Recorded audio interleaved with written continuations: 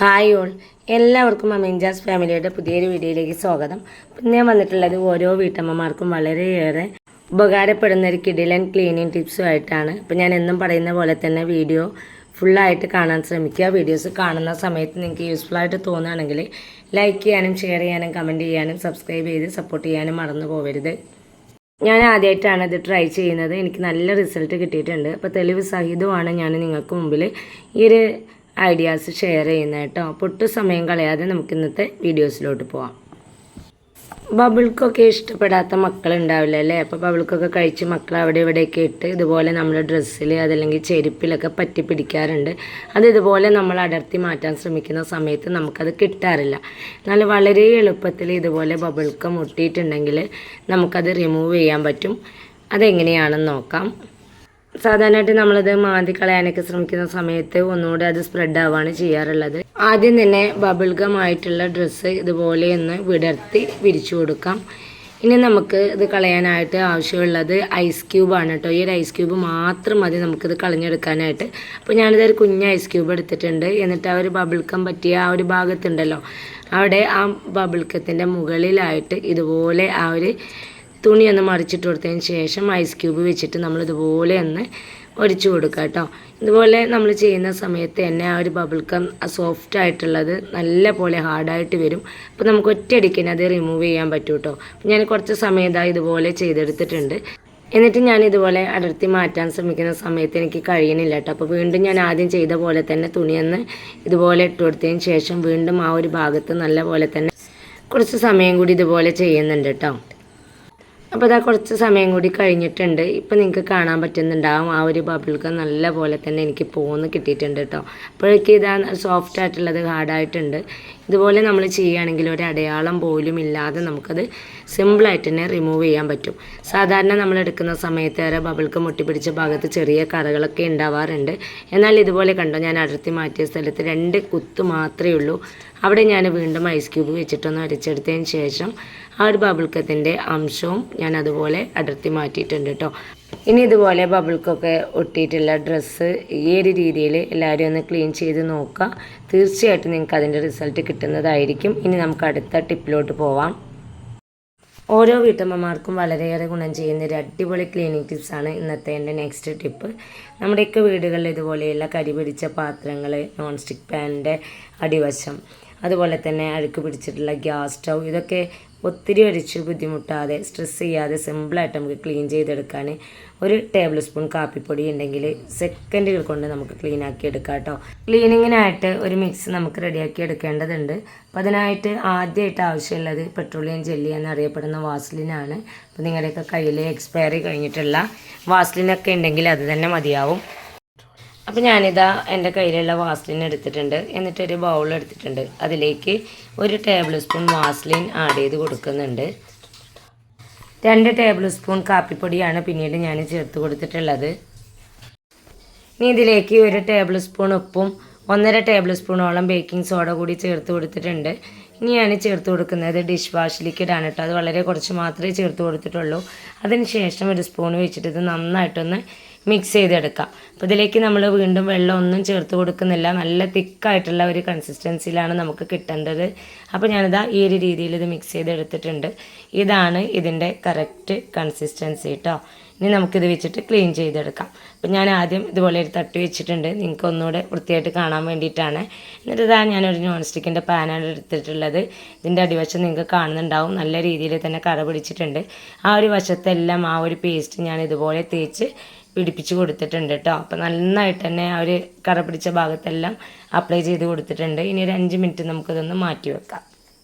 പാനിൽ അപ്ലൈ ചെയ്തതിന് ശേഷം അടിവശം കരി പിടിച്ചിട്ടുള്ള എല്ലാ പാത്രത്തിൻ്റെയും പുറം ഭാഗത്ത് ഞാൻ ഈ ഒരു ഇതൊന്ന് അപ്ലൈ ചെയ്ത് കൊടുക്കുന്നുണ്ട് കേട്ടോ. അപ്പോഴേക്കും ഞാൻ 5 മിനിറ്റ് കഴിഞ്ഞിട്ടുണ്ട്. എന്നിട്ട് ഞാനിതാ സ്ക്രബ്ബർ വെച്ചിട്ടൊന്ന് ഉരച്ചെടുക്കുകയാണ്. ഉരച്ചെടുക്കുന്ന സമയത്ത് തന്നെ നിങ്ങൾക്ക് കാണാൻ പറ്റുന്നുണ്ടാവും അഴുക്ക് നീങ്ങുന്നതായിട്ട്. ഒരു സൊല്യൂഷൻ വെച്ചിട്ട് നമ്മൾ ക്ലീൻ ചെയ്തെടുക്കുകയാണെങ്കിൽ ഒത്തിരി സ്ട്രെസ് ചെയ്ത് വരയ്ക്കൊന്നും വേണ്ട കേട്ടോ. വളരെ സിമ്പിളായിട്ട് നമ്മൾ വരയ്ക്കുന്ന സമയത്ത് തന്നെ ആ ഒരു വശത്തുള്ള അഴുക്കൊക്കെ നീങ്ങി കിട്ടും. അപ്പോൾ ഞാൻ കുറച്ച് ഭാഗം ഒന്ന് കട്ട് ചെയ്തിട്ടുണ്ട്. എന്നിട്ട് ഞാനിതാ ഈ ഒരു ലുക്കാണ് കേട്ടോ അവസാനമായിട്ടുള്ളത്. ഞാൻ വരച്ചെടുത്തിട്ട് ഈ ഒരു രീതിയിലാണ് കിട്ടിയിട്ടുള്ളത്. അപ്പോൾ ഞാൻ കുറച്ചുകൂടെ പോകാനുണ്ട്. അപ്പോൾ ഞാൻ ഒന്നുകൂടെ ആ ഒരു മിക്സ് അപ്ലൈ ചെയ്തതിന് ശേഷം വീണ്ടും സ്ക്രബ്ബർ വെച്ചിട്ടൊന്ന് ഉരച്ചെടുക്കുകയാണ് കേട്ടോ. ഇത് ഉരച്ചെടുത്തിട്ടുണ്ട്. ഇനി ഒന്ന് കഴുകിയെടുക്കാം. അപ്പോൾ ഇതാട്ടോ കഴുകിയതിന് ശേഷമുള്ളൊരു ലുക്കാണ് നിങ്ങൾ കാണുന്നത്. ആ ഒരു പുറം ഭാഗത്തുള്ള കറ പിടിച്ച ഭാഗമൊക്കെ എനിക്ക് നല്ലപോലെ ക്ലീനായിട്ട് കിട്ടിയിട്ടുണ്ട്. ഞാൻ ആദ്യം കാണിച്ചപ്പോൾ ഈ ഒരു ഭാഗത്തെല്ലാം കറുപ്പ് കളർ തന്നെയാണ് ഉണ്ടായിരുന്നത് കേട്ടോ. എന്നാൽ ആ ഒരു ഭാഗമൊക്കെ എനിക്ക് നല്ലപോലെ ക്ലീനായിട്ടുണ്ട്. പിന്നെ ഇതുപോലെ നിങ്ങളുടെയൊക്കെ വീട്ടിൽ കറ പിടിച്ചിട്ടുള്ള നോൺ സ്റ്റിക്ക് പാനൊക്കെ ഉണ്ടെങ്കിൽ കാപ്പിപ്പൊടിയും വാസ്ലിനും വെച്ചിട്ട് വളരെ സിമ്പിളായിട്ട് നമുക്ക് ക്ലീൻ ചെയ്തെടുക്കാൻ പറ്റും കേട്ടോ. ഞാനിവിടെ ഒരു പിക്ക് ആഡ് ചെയ്യുന്നുണ്ട്. ഞാൻ ആദ്യം കാണിച്ച ആ പാനിൻ്റെ അടിവശവും കഴുകിയതിന് ശേഷമുള്ള ഒരു ലുക്കുമാണത്.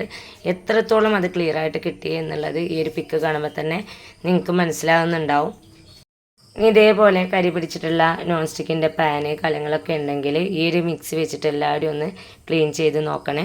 ഇതേ മിക്സി വെച്ചിട്ട് ഞാൻ ക്ലീൻ ചെയ്യാൻ പോകുന്നത് ഗ്യാസ് സ്റ്റവ് ആണ് കേട്ടോ. അപ്പോൾ ആദ്യം തന്നെ നമുക്കതിൻ്റെ ബർണറും ആ ഒരു പ്ലേറ്റും ഇതെല്ലാം ഒന്ന് മാറ്റി കൊടുക്കണം. ആ പ്ലേറ്റിലൊക്കെ എനിക്ക് അത്യാവശ്യം അഴുക്കുണ്ട് കേട്ടോ. അത് ഞാൻ ആ ഒരു തട്ടിലേക്ക് വെച്ച് കൊടുത്തിട്ടുണ്ട്.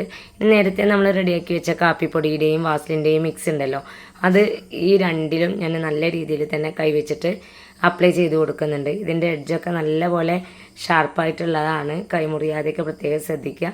അപ്പോൾ ഞാനിതാട്ടോ എല്ലാ വശത്തും ഈ ഒരു രീതിയിൽ അപ്ലൈ ചെയ്ത് കൊടുക്കുന്നുണ്ട്. ഒന്നിൽ ഞാൻ അപ്ലൈ ചെയ്ത് കഴിഞ്ഞു. ഇനി രണ്ടാമതും ഇതേ രീതിയിൽ തന്നെ ചെയ്തെടുക്കുന്നുണ്ട് കേട്ടോ. ഇതൊരു 5 മിനിറ്റ് നമുക്ക് മാറ്റി വെക്കാം. അപ്പോഴേക്കും ഗ്യാസ് സ്റ്റവ് ക്ലീൻ ആക്കി എടുക്കാം. അപ്പോൾ ഞാനിത് ആ ബർണറൊക്കെ മാറ്റി കൊടുത്തതിന് ശേഷം അഴുക്ക് പിടിച്ചിട്ടുള്ള ഗ്യാസ് സ്റ്റവിൻ്റെ ടോപ്പിൽ ആ ഒരു മിക്സ് കൈ വെച്ചിട്ട് തന്നെ ഒന്ന് അപ്ലൈ ചെയ്ത് കൊടുക്കുന്നുണ്ട്. സ്പഞ്ചോ സ്ക്രബ്ബറോ ഒന്നും ഞാൻ യൂസ് ചെയ്തിട്ടില്ല. ഇതുപോലെ ഒരച്ചെടുക്കുന്ന സമയത്ത് തന്നെ നന്നായിട്ട് അഴുക്കൊക്കെ ഉണ്ടെങ്കിൽ നമുക്ക് നല്ലപോലെ ക്ലീനായിട്ട് കിട്ടുന്നുണ്ട് കേട്ടോ. അഴുക്കൊക്കെ പെട്ടെന്ന് തന്നെ ഇളകി കിട്ടുന്നുണ്ട്. അപ്പോൾ ഞാൻ ഗ്യാസ് സ്റ്റൗവിൻ്റെ എല്ലാ വശവും ഈ ഒരു മിക്സ് വെച്ചിട്ട് കൈ വെച്ചിട്ട് തന്നെ ഒന്ന് ഉരച്ചെടുത്തിട്ടുണ്ട്. ഇനി നമുക്കിതൊന്ന് തുടച്ചെടുക്കണം. അപ്പോൾ ഞാനിതൊരു തുണി നനച്ചതിന് ശേഷം 2 പ്രാവശ്യം ഈ ഒരു രീതിയിലൊന്ന് തുടക്കുന്നുണ്ട് കേട്ടോ. ഒരു തവണ തുടച്ചെടുത്തതിന് ശേഷം നല്ല വെള്ളത്തിൽ നിന്ന് തുണി കഴുകിയതിന് ശേഷമാണ് വീണ്ടും തുടച്ചെടുത്തിട്ടുള്ളത്. ഇപ്പം തന്നെ നിങ്ങൾക്ക് കാണുന്നുണ്ടാവും ആ ഒരു ഗ്യാസ് സ്റ്റൗവൊക്കെ നല്ലപോലെ ഗ്ലേസിങ് ആയിട്ട് എനിക്ക് കിട്ടിയിട്ടുണ്ട്.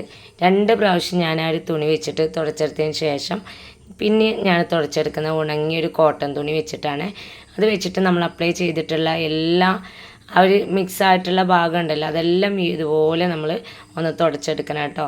അതിൻ്റെ അംശം പോലും സ്റ്റൗവിൽ ഉണ്ടാവരുത്. സ്റ്റൗവൊക്കെ ക്ലീൻ ചെയ്തതിന് ശേഷം ഞാൻ ഇതും കൂടി ഉരച്ചെടുക്കുന്നുണ്ട്. അപ്പോൾ ഈ ഒരു സ്ക്രബ്ബർ വെച്ചിട്ടാണ് കേട്ടോ ഞാൻ ഉരച്ചെടുത്തിട്ടുള്ളത്. ഇതും എനിക്ക് നല്ലപോലെ ക്ലീനായിട്ട് കിട്ടിയിട്ടുണ്ട്. അപ്പോൾ ഞാൻ കഴുകി തുടച്ചതിന് ശേഷമുള്ള ഒരു ലുക്കാണ് കേട്ടോ. അപ്പോൾ അതാ ഞാനെല്ലാം ക്ലീൻ ചെയ്തതിന് ശേഷമുള്ള ഗ്യാസ് സ്റ്റൗവിൻ്റെ ലുക്കാണിത്. നല്ല പോലെ തന്നെ എനിക്ക് ക്ലിയറായിട്ട് കിട്ടിയിട്ടുണ്ട്.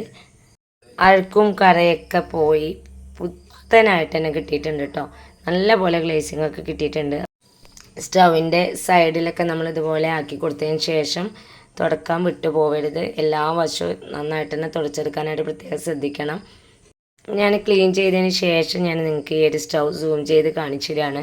ഈ ഒരു വശത്തൊക്കെ അത്യാവശ്യം അഴുക്കുണ്ടായിരുന്നു, കറയൊക്കെ ഉണ്ടായിരുന്നു. അതെല്ലാം എനിക്ക് നല്ലപോലെ ക്ലീനായിട്ട് കിട്ടിയിട്ടുണ്ട് കേട്ടോ. ഇതേ സൊല്യൂഷൻ വെച്ചിട്ട് ഞാൻ ക്ലീൻ ചെയ്തെടുക്കാൻ പോകുന്നത് ഗ്യാസ് സ്റ്റൗ വെച്ചതിൻ്റെ പുറകുവശത്തുള്ള ടൈലാണ്. സ്റ്റൗവിനെ പോലെ തന്നെ പെട്ടെന്ന് വൃത്തികേടാവുന്ന ഒരു ഭാഗം തന്നെയാണ് അത്. പിന്നെ ആ ഒരു ഭാഗം നിങ്ങൾക്ക് കാണുന്നുണ്ടാവും നന്നായിട്ട് തന്നെ അഴുക്കും കറയൊക്കെ ഉണ്ട്.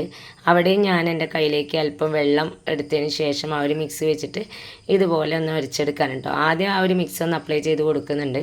അതിന് ശേഷം കയ്യിലേക്ക് കുറച്ച് വെള്ളം എടുത്തിട്ട് ജസ്റ്റ് ഒന്ന് കൈ വെച്ചിട്ട് തന്നെ ഒന്ന് ഉരച്ചെടുക്കുകയാണ് ചെയ്തിട്ടുള്ളത്. എല്ലാ വശത്തും ഇതുപോലെ ഒന്ന് ഉരച്ചു കൊടുത്തതിന് ശേഷം നനഞ്ഞ തുണി വെച്ചിട്ട് 2 പ്രാവശ്യം ഒന്ന് തുടച്ചെടുക്കുകയാണ് കേട്ടോ. ഞാൻ തുടക്കുന്ന സമയത്ത് തന്നെ ആ ഒരു വശത്തുള്ള അഴുക്കെല്ലാം എനിക്ക്. അപ്പോൾ ഇന്നത്തെ വീഡിയോ ഞാനിവിടെ വൈൻഡപ്പ് ചെയ്യുകയാണ്. ഇന്നത്തെ എൻ്റെ ഈ ഒരു ക്ലീനിങ് ടിപ്സ് നിങ്ങൾക്ക് എല്ലാവർക്കും യൂസ്ഫുള്ളായി കാണുമെന്ന് വിചാരിക്കുന്നു. ആരുടെയെങ്കിലൊക്കെ വീട്ടിൽ ഇതുപോലെ എക്സ്പയറി കഴിഞ്ഞിട്ടുള്ള വാസ്ലിനും ഒരു സ്പൂൺ കാപ്പിപ്പൊടി ഉണ്ടെങ്കിൽ എത്ര അഴുക്ക് പിടിച്ച ഗ്യാസ് സ്റ്റൗ ആയിക്കോട്ടെ അതല്ലെങ്കിൽ പാത്രം ആയിക്കോട്ടെ ഞൊടിയിടയിൽ നമുക്ക് ക്ലീൻ ചെയ്തെടുക്കാൻ പറ്റുന്ന ഈ ഒരു ക്ലീനിങ് ടിപ്സ് നിങ്ങളിൽ ചിലർക്കെങ്കിലും ഇഷ്ടപ്പെട്ട് കാണും. അപ്പോൾ ഇത്രയും നേരം എൻ്റെ വീഡിയോസ് കണ്ട് സപ്പോർട്ട് ചെയ്ത എല്ലാ കൂട്ടുകാർക്കും ഹൃദയം നിറഞ്ഞ നന്ദി. ഇൻഷാ അല്ലാഹ് അടുത്തൊരു കിടിലൻ വീഡിയോസുമായിട്ട് വീണ്ടും വരാം. Thanks for watching.